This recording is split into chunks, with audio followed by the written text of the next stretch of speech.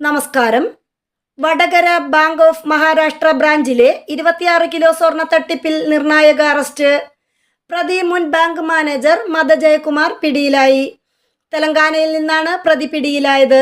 തെലങ്കാന പോലീസിന്റെ കസ്റ്റഡിയിലുള്ള മദ ജയകുമാറിനെ അറസ്റ്റ് ചെയ്യാനായി കേരള പോലീസിന്റെ അന്വേഷണ സംഘം പുറപ്പെട്ടു. 17 കോടിയുടെ സ്വർണം നഷ്ടമായ വടകര ബാങ്ക് ഓഫ് മഹാരാഷ്ട്ര ശാഖയിൽ നടന്നത് അവിശ്വസനീയമായ കഥകളാണ്. 3 വർഷമായി ബാങ്കിലുണ്ടായിരുന്ന മാനേജർ സ്ഥലം മാറിപ്പോകുന്നു.